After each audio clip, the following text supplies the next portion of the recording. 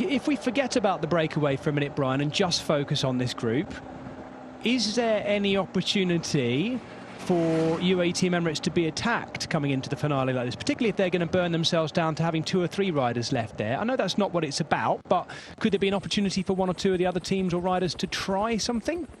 No, the opportunity was out in the course a little bit earlier. I don't think now with this wind you're not going to get very far. It's the same with the breakaway. It's going to come down to the last few kilometres and not, you know, where we are now with 10 kilometres to go. It's too far. When you get those attacks, it's easier to shut them down in a kind of blockhead wind because they don't get very far up the road. Just a reminder to viewers, there are bonus seconds available on the line, but they won't mean anything really today because that breakaway is going to survive over the next 10 kilometres. He says that, not having recently seen a time gap at the top of our screen, but we're inside the last 10k. It certainly does look that way. They might well get to the line with a couple of minutes of lead, but let's see. As a reminder again, of the 20 riders in there are only 2 who are within 6.5 minutes of Tadej Pogacar's lead. And it wouldn't always necessarily be the way in the Ruta del Sol, but we've had a really hard opening 2 days where the gaps are big. General classification, let me remind viewers, if you haven't been with us since Wednesday, if you're sitting down in 10th place as Jack Haig is in general classification, I do apologise, he's not in 10th place, and my screen where I'm finding this information just died. Yes, he is in 10th place, I apologise. He is 3 minutes down on general classification, and the gaps beyond that get bigger and bigger too. Attacks from our leading group, though. And this is Laurence Rex, the Belgian rider for Entomashi Circus Wanty. We've not really seen him do anything like this so far yet, so he's got a little bit of daylight there. Who's going to chase? It's Liam Slock who's stuck on the front, looking around, again with his face in the wind, doing quite a lot. And Trace de Bont is trying to go across. Your pick for the day, Brian, looks snappy as well as he tries to go across to Laurence Rex. Yeah, they're all sitting and waiting as well. You can see Connor Swift now realising that there's a danger. He's now starting to split a little bit. Gorka Izagirre reacting. Still think it's a little bit early. You know, we still, you know, 8 kilometres out from the finish at Alcalá de Gazules, so there's still a little bit of way to go. And I was saying just a moment ago, it's about measuring your effort, but I think this is the winning move. Could be as close to about 3 kilometres to go. I thought there for a moment, Domen Novak, the Slovenian, had done his last turn, having dropped back from the breakaway and been doing a lot of work on the front, but no, he just slots straight back in the line again in front of his team leader, Tadej Pogacar. And I guess, Brian, as well, in a team as strong as that, even at this stage in the season in February, it's a good opportunity for all the riders in that team to prove their worth to be in Tadej Pogacar's Tour de France team, just showing themselves, controlling and looking after a yellow jersey. I know we're a long way away from July, but it's a nice visual demonstration of their qualities ahead of trying to be selected, I guess, as you would want to be in that Tour de France team. If you want in the team, of course, it's going to be a lot of hard work, isn't it? But, you know, everybody will be wanting to get to the Tour de France, you know, full stop. And, you know, they've got a real strong team. UAE Team Emirates, probably they've strengthened over the winter now. And, you know, everybody will want their place. But it's not the same riders you want in a team. When you go to a Grand Tour, you want kind of different riders. You know, riders for the kind of flatter stages, potentially the crosswinds. Obviously riders for the climbs as well. So you look at all the options within a team, and of course going through the roundabout there, one of the Alpecin Deconic riders get caught out a little bit, but you just have to, I think Tadej Pogacar will want to kind of choose or help choose who he takes to the Tour de France with. And I think we talked, was it this race or another race, about, you know, how it's important that a team all gets on, because 3 weeks in a confined you know, environment for most of it, you have to get on as a team as well.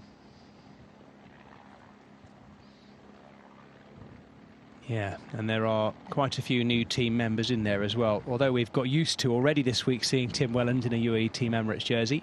New rider in that team. Lots of the riders, of course, will know him. He's one of the veterans of this peloton now, very experienced too.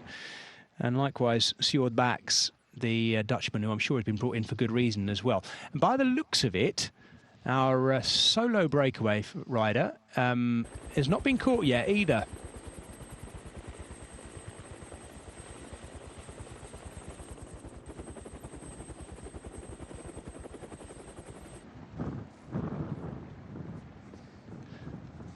Laurence Rex is just dangling off the front of that breakaway, and as yet nobody's been able to close to him, although they've tried to. I thought Dries de Bont had got across to him, Brian, but unless he didn't quite make it.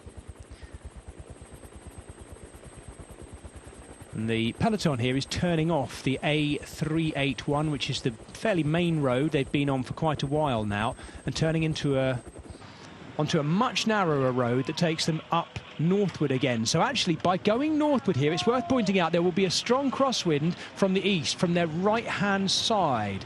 Look at that, actually looks like it's blowing from the left. They're definitely going, there's been a real change of direction at this point, and you can see just how hard the wind is pressing them. Dries de Bont is up there with... dearie me, there's too many riders in this breakaway for him to stay on top of. Dries de Bont is in the lead. There's two riders in the lead as well now. And that's one of the Burgos-Biache riders as well. The problem is you don't get far, and it's a little bit easier to close this down. And, you know, it's been closed down at the moment by Connor Swift. But that's the second effort that Dries de Bont has made. But just when they get, 50 metres, it's soon closed down. It's going to be consistent all the way in now. We're coming into the last 5 kilometres of this, the third stage of the Ruta del Sol. My name's Jez Cox. I'm alongside Brian Smith, and we have had buffeting, hammering winds today. We've seen a number of riders blown off on the verges of the road. Thankfully, it doesn't look like anyone's been hurt and people are back up and running again, but it's been such a tough third day of 5 this Friday afternoon as the wind has really turned up in Andalucia. It's the most westerly of the stages, so hopefully the next 2 days might not be quite so badly affected as we get back into the hills again. This is the flattest stage. You might have thought it'd be the easiest one, but definitely not. It's been incredibly hard out there, particularly for that big breakaway of riders. We still have 17 riders clear, and just in front of them, Cyril Barth, the Frenchman for Burgos-Biache, and Dries de Bont, Brian's pick for the day, the former Belgian champion for Alpecin de Koning, but they might be back in the fold now as well. We could do with looking back at the front group as we watch Tadej Pogacar's team continuing to tap out that tempo and just maintain the gap that will see him clearly still in yellow at the end of the day.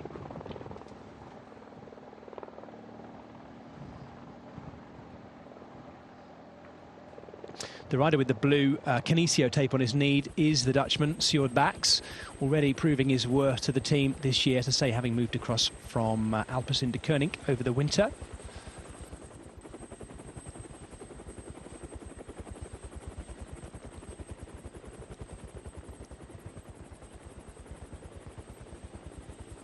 I could do with a super zoom out to see where this lot are. Connor Swift was looking really good in closing that gap. I think, as you can tell from that shot, we're losing a few pictures from the front of the race. I do hope we get to show you absolutely everything in the run into this finale, because these last 6 or so kilometres are going to be very interesting in amongst that leading group. Let's hope it's unaffected by the wind, because they have turned back across it. They're going northward, having turned off what is effectively the auto route. They come into the south of Alcalá de los Gazules. Puccio it is, who is looking back on the front there. And where is Connor Swift?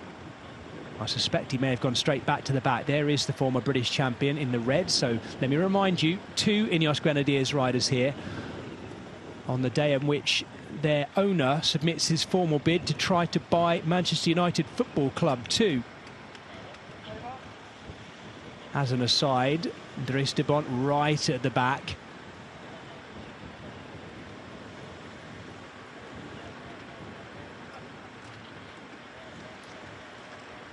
And Laurence Rex is still out front. I hadn't realised that Rex was still there. He's just gone. Number 77 again. Right, he's obviously got good form today, Brian, hasn't he? Yes, feeling good. He took a bit of a breather there. Dries de Bont going after him. And you know, Puccio's already done a ride on the front, so Dries de Bont going across to Rex, but they're not getting a huge gap. I'm just expecting Tim Wellens to have a crack sooner rather than later, but I still think there's still a long way, 4.5 kilometres with this wind. I think Tim Wellens will be thinking maybe around the 3 kilometres to go. Well, there are some very strong riders in here, aren't there, who might not have been having to work quite as hard in these windy conditions as some of the others. Hugo Houle is another of those. Tour de France stage winner, let's not forget, in that really emotional solo victory in last year's Tour de France. And look at the way the banner here, I'm surprised it's still up. There's one race official there just hanging on to it, understandably. I think some of the race banners, you can see, in fact, at the side of the road on the right there, have been blown right over as well. So thankfully, the race organisers today, Deporinter, choosing to be a little bit cautious about this run-in. We got the signal very early on that the finish had been changed, and I'm glad to see it had too. So not the uphill finale that we were expecting today. Rex is really strong. In fact, I think Dries de Bont is calling to him to say, look, he's off a little bit. Lawrence Rex here is absolutely flying. Second time he's made a big dig like this, Brian. Well, we're on a bit of a drag here. We do have a bit of a descent before we head towards town, but this would have been the start of the categorised climb up towards the finishing line. So, you know, I think Dries de Bont went with Rex the first time, realised he's a very strong rider, and gone with him again. At the front of the group behind, you can see that Puccio was trying to keep the gap down, potentially for Connor Swift to maybe kind of dart across, but I'd like to see these pictures, because I think Tim Wellens will be a bit worried about these two going down the road. There we go, 3.8k to go. This is the end game of the third stage this Friday afternoon in the Ruta del Sol. Dries de Bont has hooked up with Lawrence Rex. We're focusing on these two. Wouldn't mind panning left to see the gap back to the rest of the 18 riders in total that we have at the front of this race.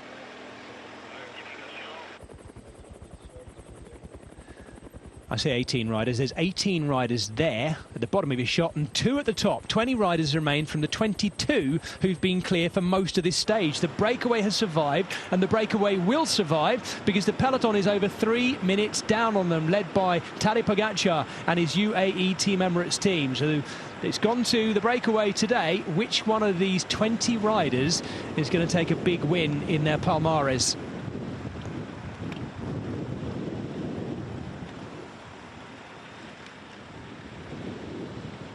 And the question is, who either has the strength or the fortitude, the initiative to try and jump across to them? Either it's not happening at the moment, Brian, from behind. That gap is staying about the same to these two. It is, and it's Puccio. It's just still riding on the front with Connor Swift on the wheel. I think if Puccio, you know, lets go, then Connor Swift will try and kind of dive over the top. But we're getting very, very close until it starts to kind of level out a little bit. We don't go all the way up towards the original finish. We head in towards town, and we do have a little bit of a descent, I think, just before we come into town, but it's a long drag up here.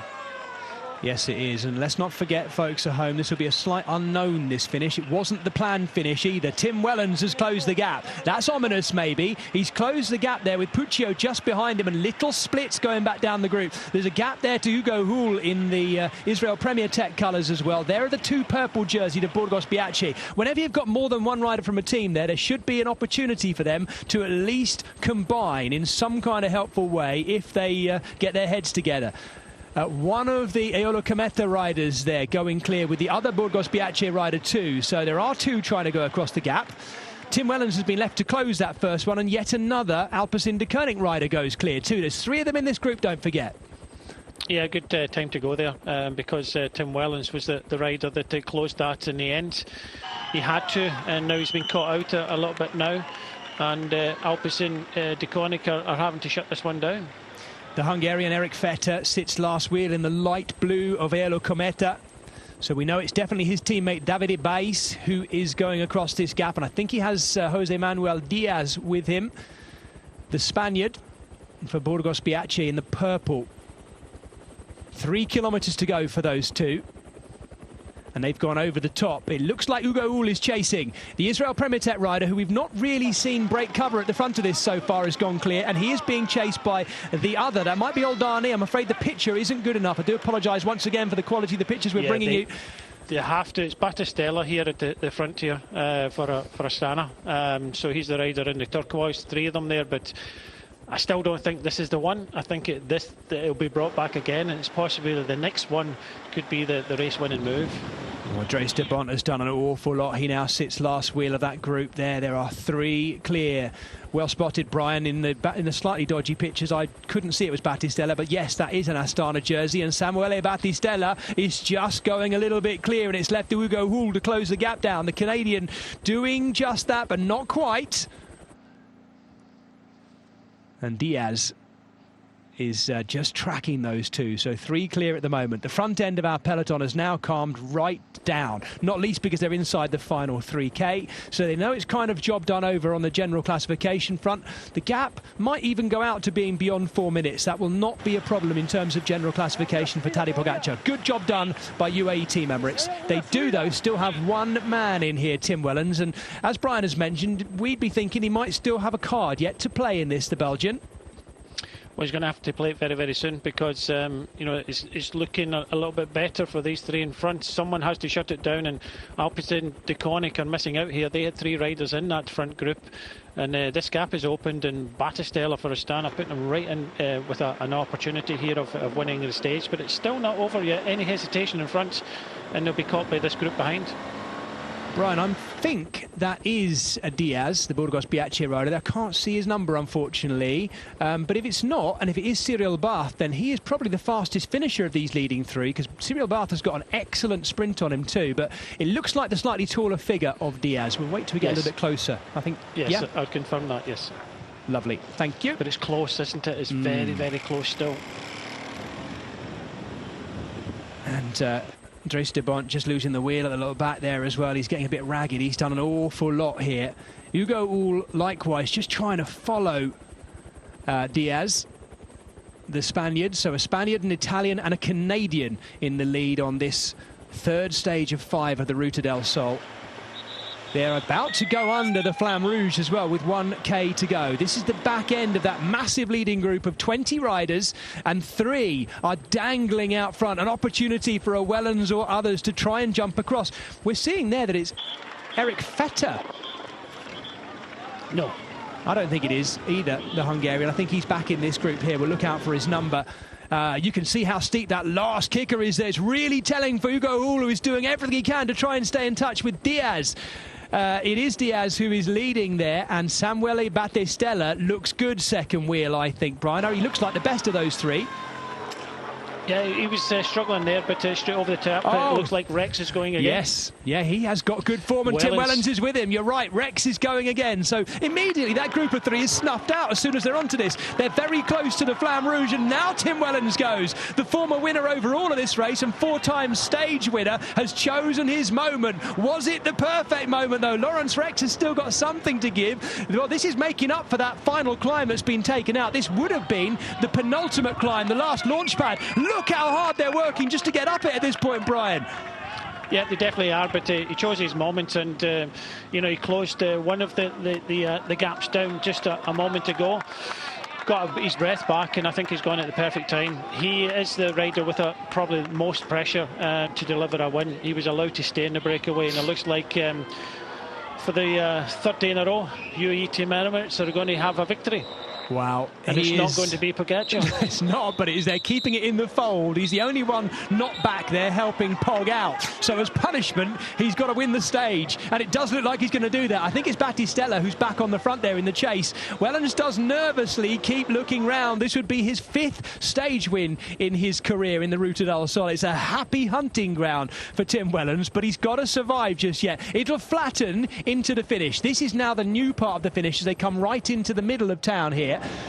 And they're on the cobbles. These cobbles, although they're nowhere near as hard as they were in Alcalá la Real, they continue all the way through to the line. He's into the barriers too. It looks like Tim Wellens has done enough. And as Brian has said, UAE Team Emirates as a team are going to get 3 in a row. It may not be Tadej Pogacar today, but Tim Wellens is going to get his 5th stage win in the Ruta del Sol. What a perfectly timed moment in there where it mattered, in that 20-rider breakaway, saving energy and attacking just in time. 1 for the team and the 5th stage win for him in this race. Pierre Latour is kicking away for second place too. It looks like he's going to hang on. He's just checking over the shoulder. Good ride by Latour. We haven't seen him do much so far. And if it hadn't been for Tim Wellens, he would have been a good bet. Battistella next. Connor Swift across the line there too. And Laurence Rex, after a good day out, is completing that top 5, I think it is. This is our peloton coming in now. Oh, this could be a little bit more interesting. We didn't know where the change of the finish. We hadn't seen any pick for Wellens' first for his new team. Information has obviously gone back to the peloton, because like the peloton now being led by Bahrain Victorious and Ineos. And Ineos, I think, are going to try and take a little bit of advantage on that steep climb up towards the finish there. Yeah. Oh, this is interesting. This looks like, well, it is Rodriguez, Carlos Rodriguez, who's moved up to second here as well. And he's in the company of Omar Fraile, the former Spanish champion, who's looking to stir things up on the front side. So a little bit of an opportunity for jeopardy in amongst our peloton, which up until now has been utterly dominated by UAE Team Emirates. And I can't see any of their jerseys back there. They'll have heard it in their ears already that Tim Wellens has won the stage, but they've got a lot of work yet to do. Yeah, but just look at Mohoric. Mohoric is looking back to say, you know, where are you?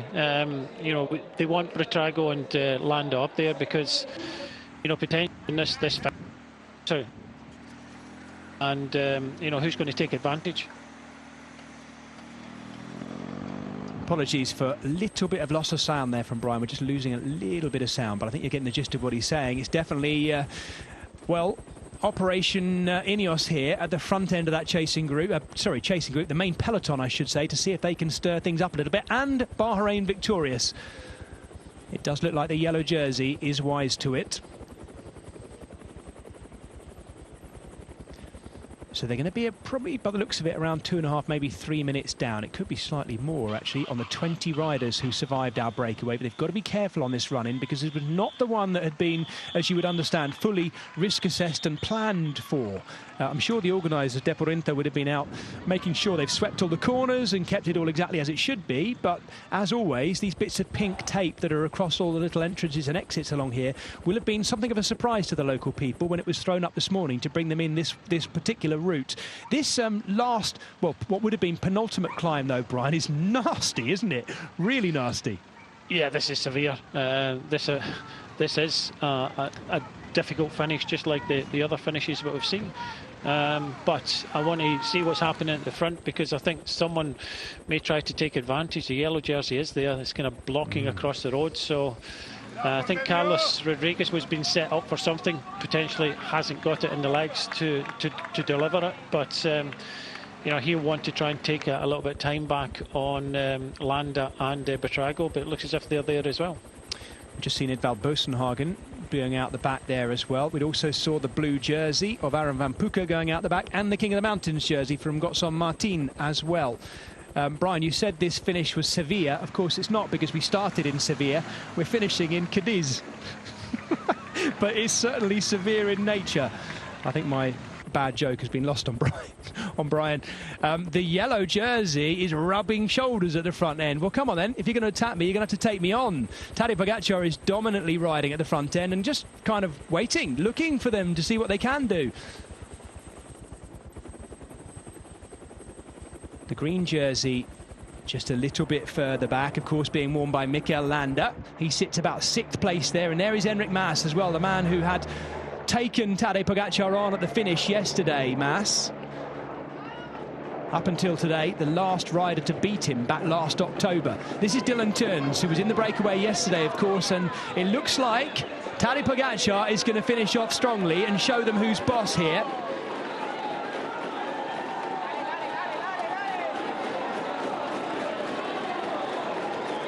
Well, there we go. Tadej Pogačar is going to lead the peloton up to the line. Santi Buitrago there, just moving up a little bit, looking back to see if there's any gaps back there, of course, because they're well out of the time bonuses, and we can see the clock over the finish line being buffeted around by the wind up here. Regardless of the fact they took out the final climb, look at the riders coming up here, Brian. That was still a really hard finale. It was. It was good running towards the finish. Just a pity about that headwind in towards the finish. Otherwise, it would have been a bit more entertaining. But it's who had enough left. It was about being patient, you know, saving that little bit. But it was a severe kick up towards the finishing line there. And duly obliged Tim Wellens, the fact that he got himself in the breakaway and was allowed to stay there.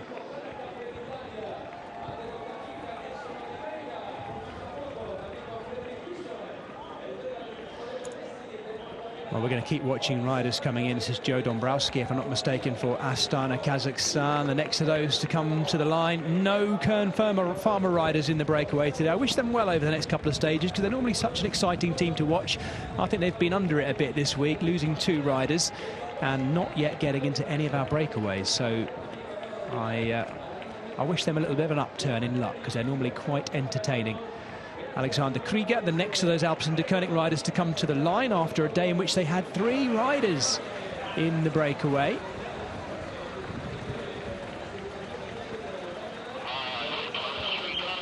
And the jersey you're looking at there, by the way, is of the Venezuelan national champion, and that's Luis Auloa for Caja Rural. And we're going to look back here, Brian, at the moment in which Tim Wellens chose to go. It wasn't exactly an attack. In the end, it was just who had enough strength left in the end, who had saved. And I think all day Tim Wellens didn't have to do a lot. But it was always going to be difficult with the multiples up against him. But he showed in the first stage how strong he was, and showed it here, just became really patient. Connor Swift wasn't that far away, but I have to say that you know, the rider from Intermarché, Laurence Rex, looked super strong. He was still up there towards the finish. But I think Alpecin, de Koning put 3 riders in here thinking of that stage win, failed in the day. Will feel really disappointed, but it just goes to show you that, you know, when your leader's performing, the pressure is on you. In a group of originally 22, they kept Wellens in there with the view of a stage win, and he's delivered. Well, I hope you've enjoyed that. What a fantastic stage 3. Quite different to the first 2 as well.